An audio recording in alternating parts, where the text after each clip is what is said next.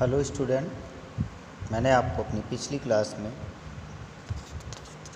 जो जानकारियाँ दी थी न्यूट्रिशन के बारे में और ह्यूमन न्यूट्रिशन की भी बात की थी, डाइजेशन की बात की थी।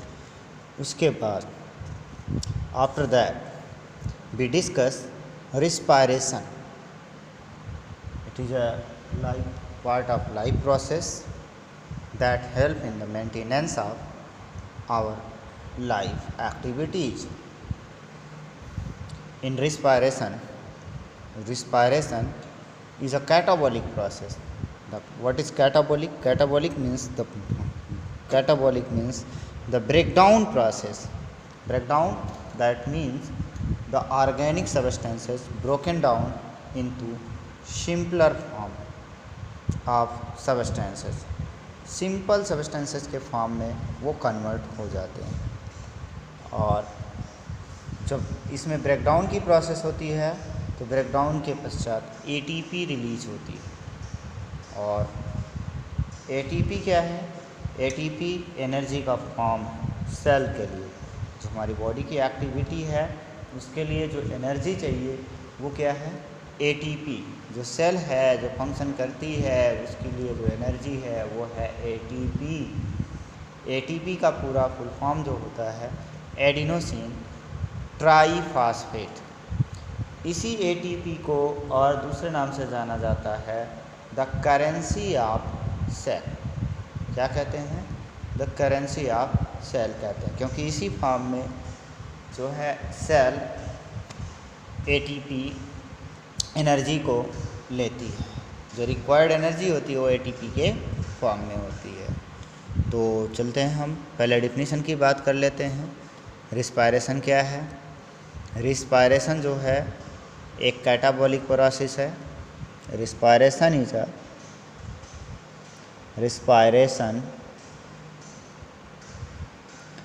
अ catabolic process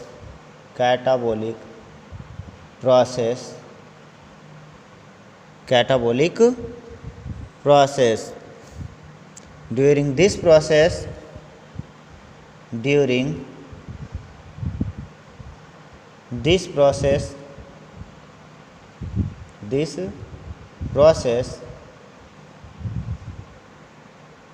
complex food substances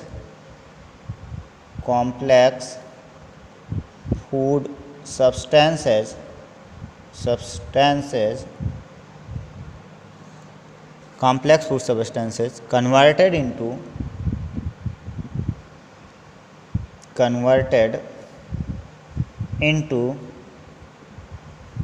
simple inorganic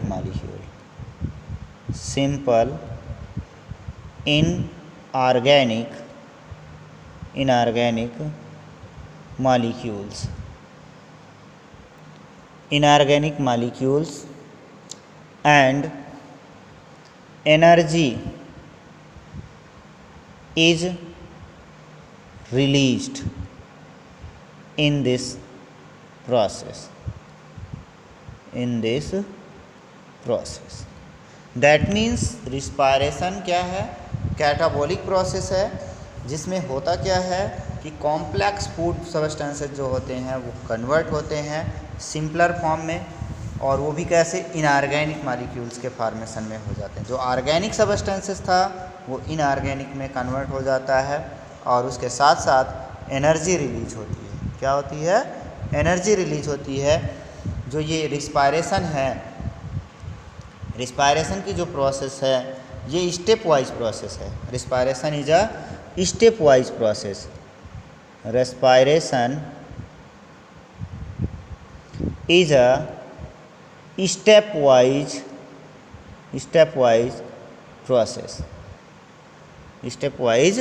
process. तो इसके स्टेप्स की अगर हम बात करें, स्टेप्स कौन कौन से स्टेप्स हैं? फर्स्ट स्टेप्स होता है इसका ग्लाइकोलाइसिस। फर्स्ट स्टेप ग्लाइकोलाइसिस है, जो होता कहाँ पर है? सेल के साइटोप्लाज्म में। इन सेल साइटोप्लाज्म प्लाज्म में होता है। इसके बाद सेकंड जो प्रोसेस है, इसकी जो सेकंड प्रोसेस है वो है क्रेब्स साइकिल। सेकंड प्रोसेस क्या है? क्रेब्स साइकिल है। सेकंड स्टेप में होता है क्रेब्स साइकिल। ये कहाँ पर होता है? ये होता है in mitochondria, in mitochondria. After that Krebs cycle, the third step is electron transport system ETS, जिसमें क्या होता है? इलेक्ट्रॉन ट्रांसपोर्टेशन का काम होता है। इलेक्ट्रॉन ट्रांसपोर्ट होते हैं मेम्ब्रेन के थ्रू, इलेक्ट्रॉन का ट्रांसपोर्टेशन होता है। इन स्टेप्स में देखा जाए तो जो टाइप्स की अगर हम बात कर लें रिस्पायरेशन के, इस स्टेप के अकॉर्डिंग रेस्पायरेशन के टाइप्स की अगर बात करें, किसकी बात कर रहे हैं हम? टाइप्स की। टाइप्स में जो होता है ये 2 टाइप्स का होता है। कितने टाइप का होता है? 2 टाइप का। एक होता है एरोबिक रेस्पायरेशन और दूसरा होता है anaerobic respiration. Aerobic respiration, anaerobic respiration. जो एरोबिक रेस्पायरेशन है, aerobic respiration presence of oxygen में होता है। Aerobic respiration occurs in presence of O2 और ये जो होता है absence of O2, ये O2 के absence में होता है। After that we discuss aerobic respiration.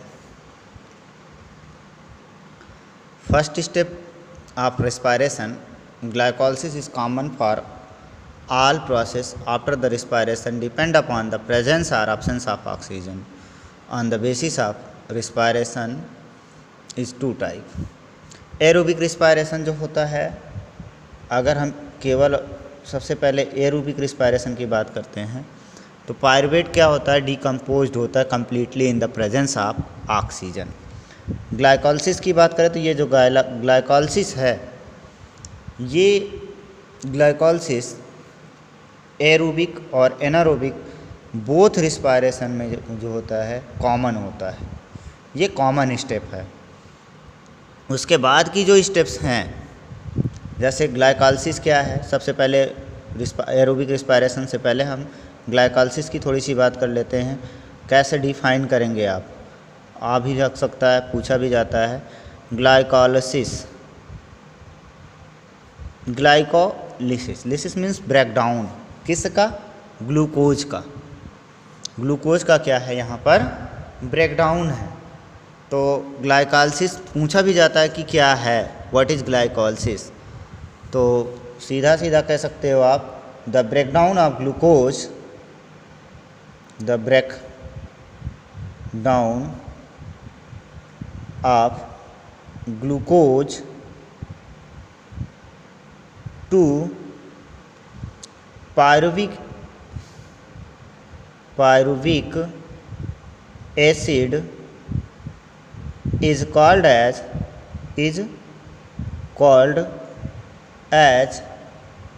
glycolysis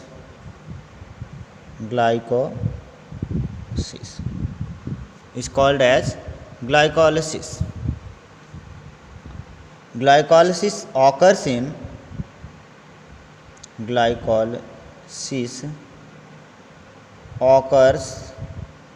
in cell cytoplasm। ये सेल के साइटोप्लाज्म में होती है।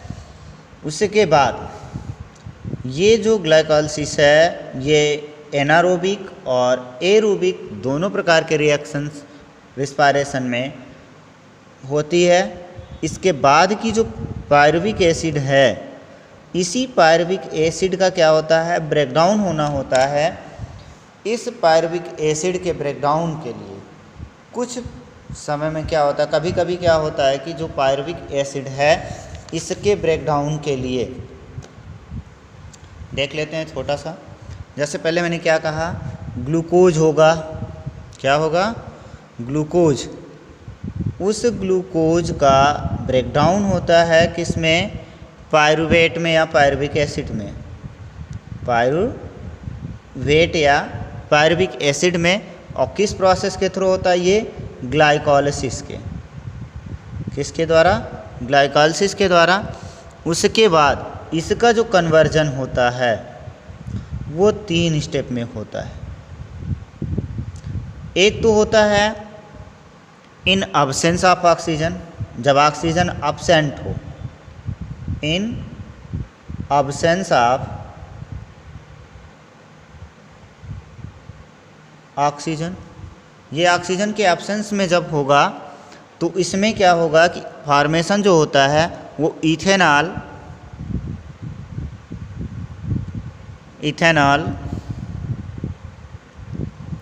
साथ में CO2 का फॉर्मेशन होगा और कुछ एनर्जी क्या होगी, रिलीज होगी।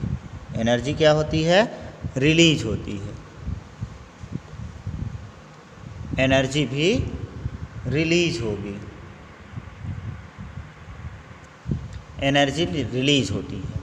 उसके बाद अगर ये क्या हो, लैक ऑफ, और ये होगा कहाँ, अगर लैक ऑफ हो, किसके कारण, ऑक्सीजन का लैक हो, लैक ऑफ ऑक्सीजन, जब लैक ऑफ ऑक्सीजन में होगा तो क्या होगा, लैक्टिक एसिड और साथ में क्या बनेगा, एनर्जी रिलीज होगी। तो यहाँ देखा जाए तो लैक ऑफ O2 हो रहा है, तो ये होता कैसे हमारे बॉडी में, लगभग आप देखा जाए तो मसल्स में होता है। कहाँ पर, मसल्स में होता है।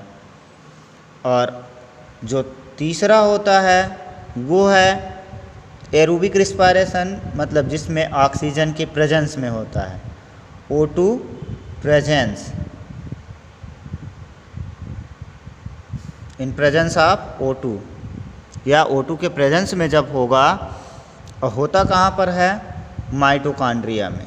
कहाँ पर होगा, माइटोकॉन्ड्रिया में होगा। तो बनेगा क्या, CO2 और क्या बनता है, H2O, साथ में एनर्जी क्या होती है, रिलीज होती है, एनर्जी क्या होगी, रिलीज होगी। तो इस आधार पर हम कह सकते हैं कि जो ग्लूकोज का पायरुवेट में कन्वर्जन है उसे ग्लाइकोलाइसिस कहते हैं। और उस ग्लाइकोलाइसिस के बाद की जो फेजेज होती हैं उनमें जो रिस्पायरेशन होता है, पायरुवेट सब्सटेंस के साथ जो रिस्पायरेशन होगा वो 3 फेजेज में डिवाइड हो जाएगा। एक तो एब्सेंस ऑफ ऑक्सीजन होगा, दूसरा लैक ऑफ ऑक्सीजन होगा, और तीसरा प्रेजेंस ऑफ ऑक्सीजन होगा। अगर एब्सेंस ऑफ ऑक्सीजन में होगा तो एथेनॉल या अल्कोहल का फॉर्मेशन होगा, साथ में एनर्जी भी रिलीज होगी, लेकिन कम मात्रा में एनर्जी रिलीज होती है। अगर लैक ऑफ O2 के हो, जैसे हम कोई एक्सरसाइज पीरियड होता है जब भी, तो एक्सरसाइज पीरियड में देखें तो पैर में या जब एक्सरसाइज करके आप आते हैं तो थोड़ा दर्द का अनुभव होता है। तो उस समय क्या होता है कि हमारी बॉडी में लैक होती, ऑक्सीजन वहाँ तक पहुँच नहीं पाती, जिसकी वजह से वहाँ पर लैक्टिक एसिड जम इकट्ठा हो जाता है। और वो बाद में जब हम रेस्ट पीरियड में आते हैं तो वहाँ ऑक्सीजन जब पहुँचता है तो वो धीरे धीरे उसका कन्वर्जन पुनः फिर से होने लगता है। तो दूसरी चीज़ जो है, तीसरी चीज़ जो है वो ऑक्सीजन के प्रेजेंस में होती है, जो कि माइटोकॉन्ड्रिया में होती है। और वो जो कम्प्लीटली जो है ग्लूकोज जो पायरुवेट है उसका ब्रेकडाउन हो जाता है CO2 और H2O में, और साथ में एनर्जी, अधिक मात्रा में एनर्जी क्या होती है, रिलीज होती है।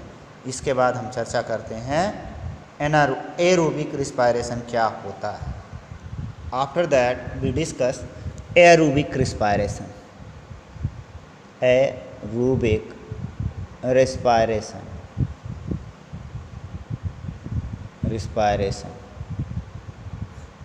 एरोबिक रिस्पायरेशन क्या है? Pyruvate decomposed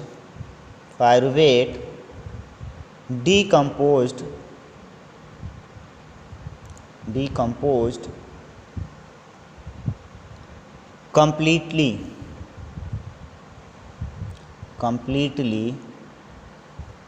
in the presence of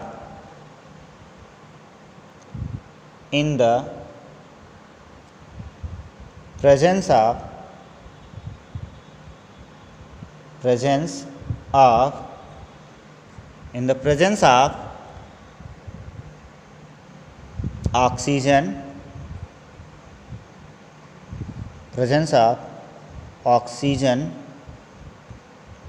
and forms carbon dioxide and water,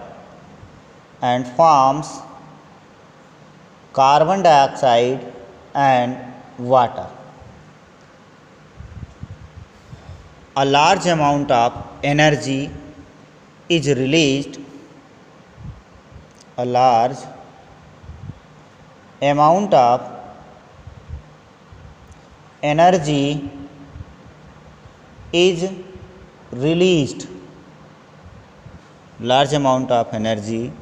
is released during the reaction.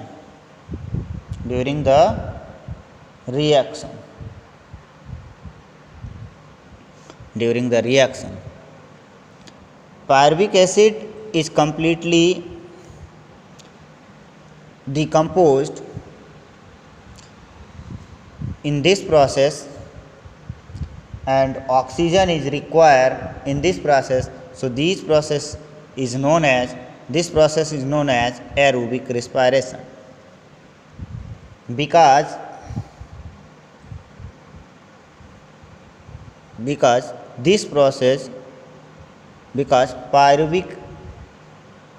pyruvic acid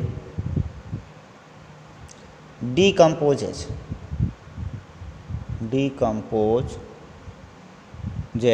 completely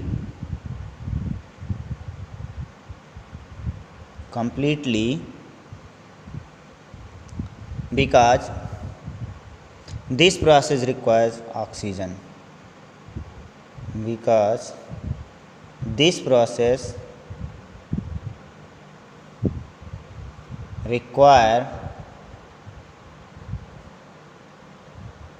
O2, oxygen. So this process is called as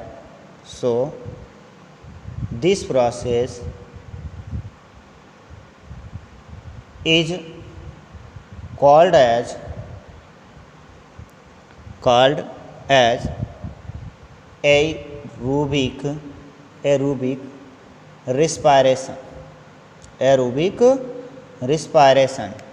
That means pyruvate is completely decomposed in presence of oxygen. So this reaction or this phenomenon is known as aerobic respiration.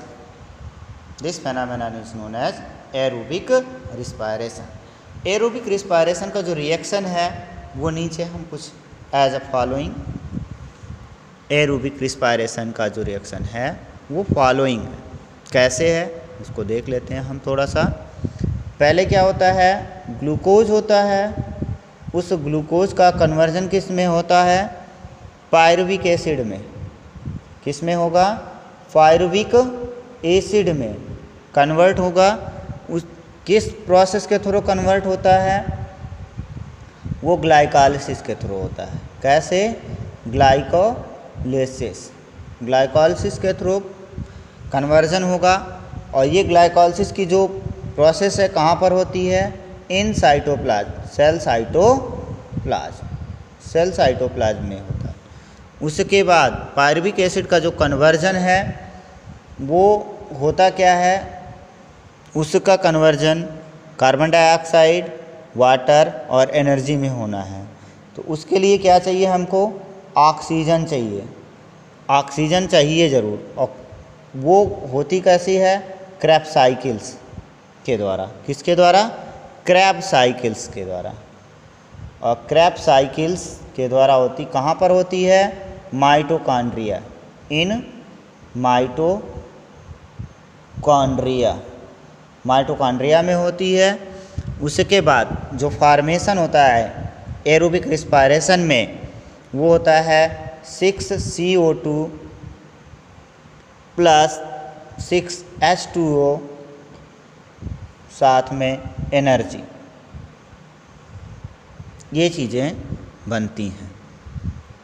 इसके द्वारा होता क्या है कि 38 ATP molecules बनते हैं completely oxidation में। 1 molecule of glucose, अगर एक ग्लूकोज मॉलिक्यूल, ये ग्लूकोज मॉलिक्यूल एक है, तो इसके कन्वर्जन में जो एनर्जी बनेगी, ATP बनेगी, वो ATP कितनी बनती है? 38। कितनी होती है? 38 ATP बनती हैं। तो इसको इस तरह भी लिख सकते हो आप, C6H12O6, ये ग्लूकोज का फार्मूला है। और साथ में मैंने क्या किया कि ऑक्सीजन की प्रेजेंस में लिया, ऑक्सीजन को ले लिया, तो ये बनाएगा क्या? 6CO2 और 6H2O, और साथ में क्या बनेगा? 38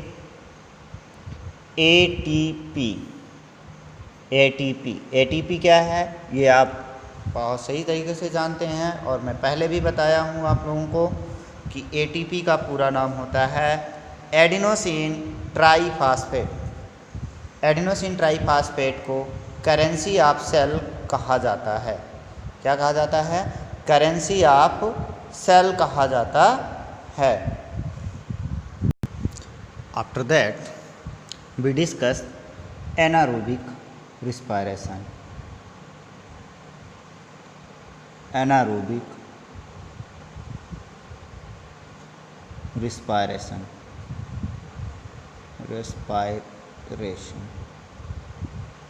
Anaerobic respiration. Just opposite of the aerobic respiration, anaerobic respiration is occur. In anaerobic respiration is also glycolysis occur. After glycolysis, the partial oxidation of pyruvic acid take place in the absence of oxygen. So anaerobic respiration is considered less efficient because it releases less amount of energy. Anaerobic respiration जो होता है वो define करने के लिए हम उसको इस तरह से डिफाइन कर सकते हैं। तो मतलब मेरे कहने का मतलब ये है कि जो ग्लाइकोलाइसिस है वो भी इस फेज़ में होती है। उसके बाद जो पायरुविक एसिड बनता है, उस पायरुविक एसिड का क्या होता है कि कन्वर्जन होना होता है CO2 और H2O में, लेकिन उसका कन्वर्जन CO2 और H2O में ना हो करके अगर एब्सेंस है ऑक्सीजन, तब तो वो इथेनॉल या अल्कोहल का फार्मेशन होने लगता है। और अगर लैक है मतलब उपस्थित नहीं है, बाद में मिल सकती है, तो वहाँ पर लैक्टिक एसिड का फार्मेशन होने लगता है। उसी के बेसिस पे हम देखते हैं इसकी सबसे पहले हम इसकी डिफिनीशन की बात कर लेते हैं। Anaerobic respiration is the releases of energy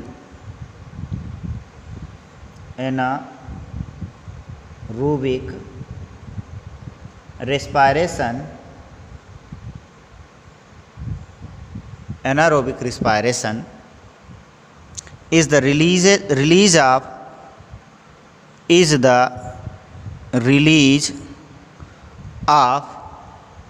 energy by the oxidation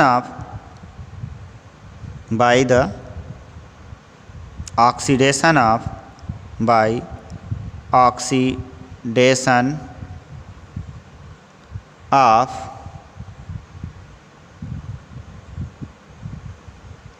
food substances, food substances in the absence of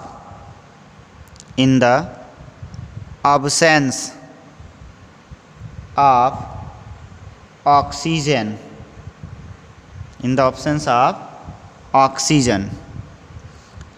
You remember that first step of respiration glycolysis is same as aerobic respiration. जो first step होता है इसमें का anaerobic का, जैसे कि aerobic respiration में हुआ था उसी तरह इसमें सेम होता है।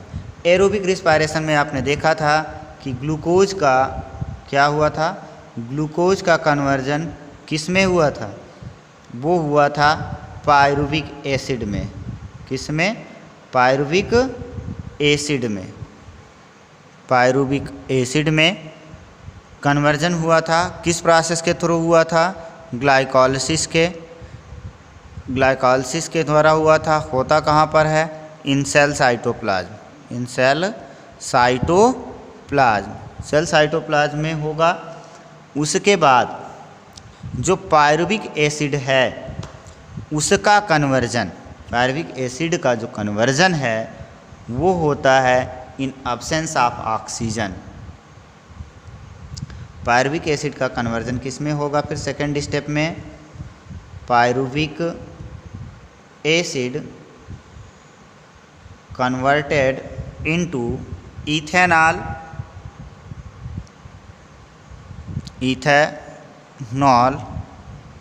प्लस CO2 प्लस एनर्जी, इस फॉर्म में हो जाता है। और ये जो इथेनॉल है का कन्वर्जन हो रहा है पायरुविक एसिड का, ये क्यों हो रहा है? क्योंकि यहाँ पर क्या है, in the absence of oxygen, ये ऑक्सीजन के अब्सेंस में हो रहा है, इसलिए यहाँ पर इथेनॉल का फॉर्मेशन होता है। ये जो है 3 कार्बन का ऑर्गेनिक मॉलिक्यूल है, तो इसका कन्वर्जन 2 कार्बन वाले में हो जाता है। अगर हम इसको फार्मूले के फॉर्म में देखें तो ये हो जाता है पायरुविक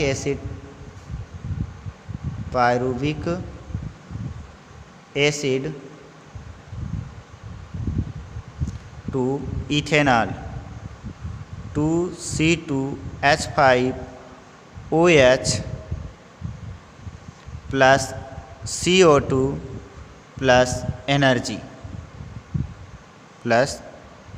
एनर्जी। ये भी कहाँ पर होगा? In cytoplasm. जबकि वो कहाँ पर हो रहा था? यहाँ पर माइटोकॉन्ड्रिया में, और यहाँ पर किस में होगा? साइटोप्लाज्म में होगा। और ये जो है रिएक्शन जो है किसके लिए है? अल्कोहल प्रोडक्शन इंडस्ट्रीज के लिए। This reaction is basis of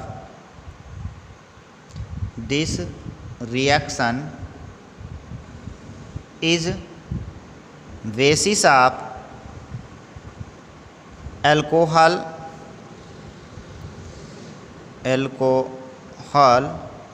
production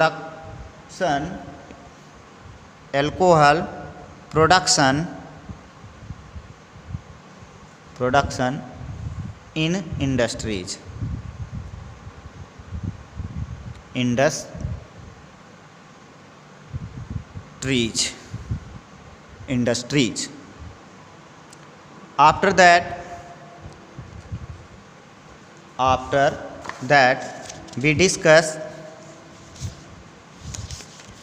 After that we discuss next in the lack of we discuss in the lack of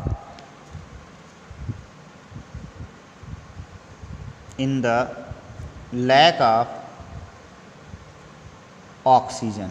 जब ऑक्सीजन लैक में होगा तब क्या होगा? वो मैंने बताया आपको, वो मसल्स में होता है। कहाँ पर होता है? मसल्स में। और फार्मेशन किसका होता है? लैक्टिक एसिड का। ग्लूकोज का कन्वर्जन वही फिर पायरुवेट में, पायरुवेट के बाद फिर से उसका कन्वर्जन ऑब्सेंस ऑफ ऑक्सीजन में होगा। इन ऑब्सेंस ऑफ ऑक्सीजन, या सीधा सीधा in lack of oxygen, in lack of oxygen, तो बनेगा क्या? Lactic acid. क्या बनता है? Lactic acid. और साथ में क्या बनता है? एनर्जी। एनर्जी का फॉर्मेशन होता है। इसके बाद मैं अपनी अगली क्लास में आप लोगों को एरोबिक और एनारोबिक रिस्पायरेशन में डिफरेंस की बात बताएंगे। Thank you.